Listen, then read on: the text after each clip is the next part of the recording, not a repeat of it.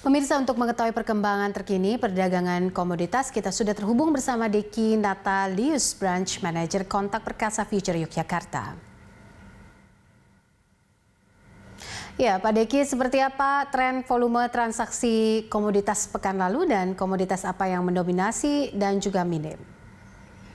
Oke, untuk satu pekan ke belakang, untuk rata-rata untuk transaksi komoditas mengalami penurunan yang cukup signifikan ya. Khususnya untuk penurunan paling tinggi itu terjadi di volume kakao. Nah, ini kemungkinan besar disebabkan karena beberapa hari atau beberapa pekan ke belakang terjadi kenaikan cukup signifikan untuk beberapa komoditas. Yang paling mendominasi kenaikannya itu di komoditas emas.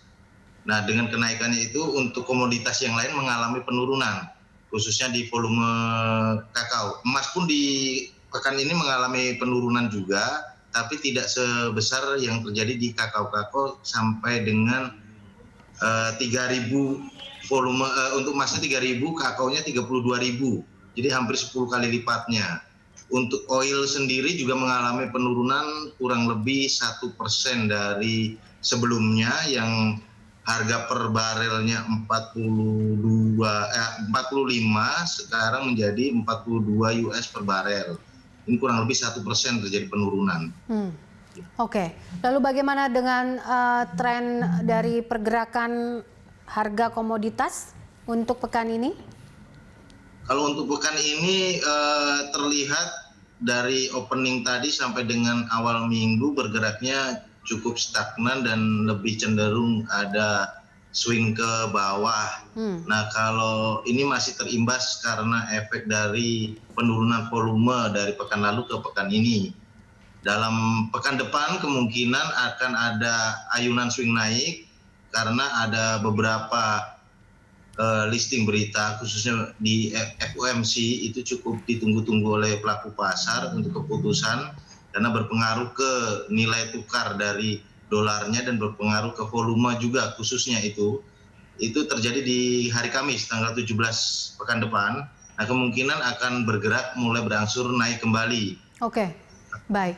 Untuk kopi Arabica, Olein, dan juga emas seperti apa pergerakannya hingga akhir pekan ini, Pak Deki?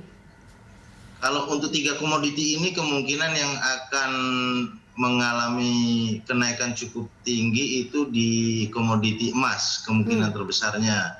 Hal ini disebabkan karena 2 faktor fundamental dan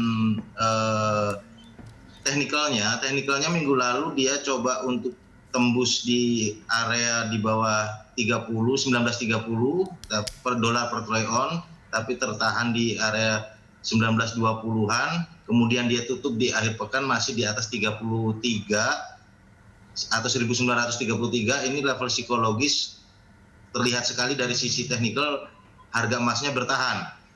Kemudian nanti didorong dengan yang namanya FOMC, beritanya itu akan mencoba untuk bergerak menembus level atas minggu lalu, yaitu di area 1957 sampai 1962. Nah, kalau untuk Olein dan kopi dan kakao ini yang kemungkinan masih akan terus mengalami penurunan karena dampak dari melorotnya volume jumlah dari transaksi minggu lalu ke minggu ini. Kalau emas dan kopi masih kemungkinan masih bisa bertahan, khususnya Arabica. Arabica masih cukup mendominasi untuk komoditi perkebunan. Oke. Apa yang bisa direkomendasikan untuk para investor dari 3 komoditas ini, atau adakah rekomendasi lain yang lebih cuan begitu untuk minggu ini?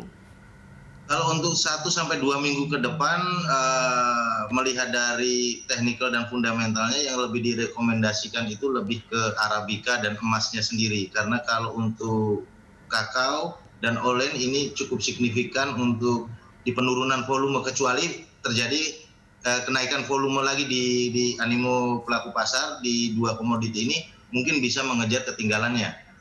Oke, baik. Terima kasih Pak Deki untuk analisanya dan juga waktunya bersama kami. Deki Natalius, Branch Manager Kontak Perkasa Future Yogyakarta.